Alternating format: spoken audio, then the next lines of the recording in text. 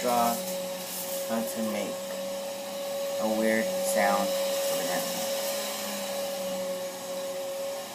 First, you want to poke a hole into the thing right here. I have a shaky and poke it up here. Don't stab it, so it can't be hard to make. You eat this and you take it out and it's hard. You have to like use one hole, and this is what happens when you try it, but it's gotta be like 6 holes. See, like now a weird sound. It sounds like a blue wind.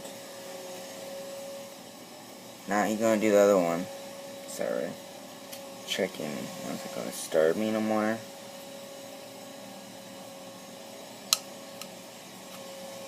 She always disturbs me when I make something on the videos or craziness or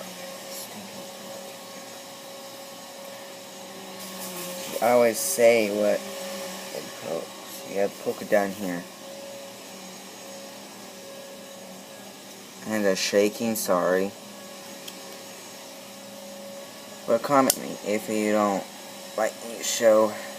Sorry, it's hard to pull it. You have to like stab it, like you're poking into a thread, like this. You poke it and that. You poke like this. And you go and blow your mouth in there.